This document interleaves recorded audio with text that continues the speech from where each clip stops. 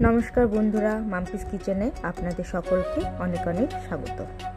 গরম ভাতের সাথে সর্ষে পোস্ত আর খাঁটি সর্ষের তেলের ঝাঁঝে মোড়া নরম তুলতুলে ইলিশ, আহা!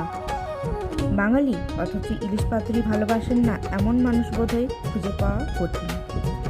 আজ আমি আপনাদের সাথে শেয়ার করব একদম পারফেক্ট ট্রেডিশনাল ইলিশ পাতুরি বানানোর সবচেয়ে সহজ উপায়।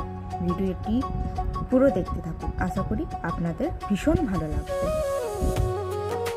একটি পাত্রে আমি 4 টুকরো ইলিশ মাছ নিয়ে নিয়েছিলাম। এরপর তাতে আমি নুন হলুদ দিয়ে দিয়েছিলাম, আর নিয়েছিলাম টক দই, সর্ষে পোস্ত বাটা আর কোরানো নারকেল। এই উপকরণগুলি এরপরে আমি মাছে ভালো করে মাখিয়ে নেব আর 10 মিনিটের জন্য রেস্টিংয়ে রেখে দেবো।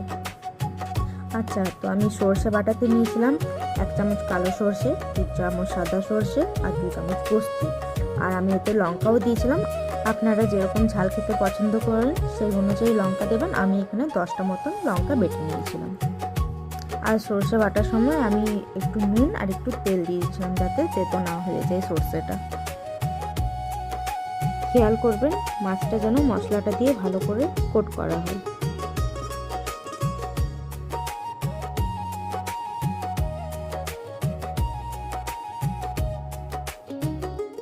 মাছগুলোতে মশলাটা আমি ভালো করে মাখিয়ে নিলাম আগে যেমনটা বলেছিলাম। এরপরে আমি 10 মিনিটের জন্য রেখে দিলাম রেস্টিংয়ে। এবার যাওয়া যাক পরের ধাপে।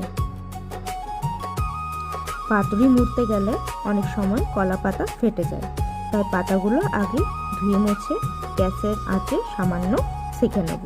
এতে পাতাগুলো একদম নরম হয়ে যাবে আর ভাঁজ করার সময় ফাটবে না।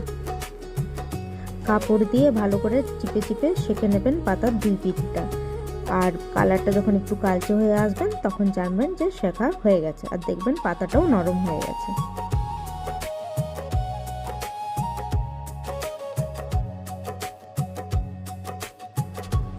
এবার কলা পাতার উপর কিছুটা মশলা দেব, তারপর 1 টুকরো ইলিশ মাছ রেখে দেব। উপর থেকে আরও একটু মশলা ছড়িয়ে দেবো, সাথে একটা চেরা কাঁচা লঙ্কা আর কয়েক ফোঁটা কাঁচা সর্ষের তেল দিয়ে দেবো। এরপর পাতাটাকে সুন্দরভাবে মুড়ে নেব আর সুতো দিয়ে শক্ত করে বেঁধে দেবো যাতে ভেতরের মশলাটা বাইরে বেরিয়ে না আসে।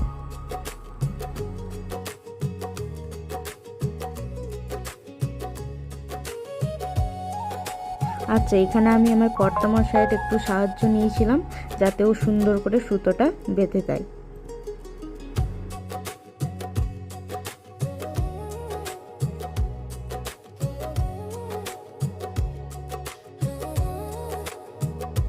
দেখুন কি সুন্দর বাঁধা হয়ে গেছে।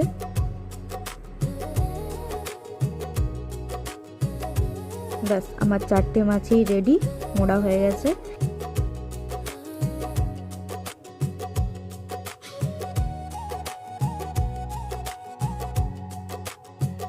এবার মাছগুলো আমি একটু স্টিমে দিয়ে দেবো। তার জন্য আমি একটা কড়াই নিয়ে নিয়েছি আর তাতে একটু সাদা তেল দিয়ে দিয়েছি। তেলটা গরম হয়ে গেলে মাছটা দিয়ে দেবো কড়াইতে।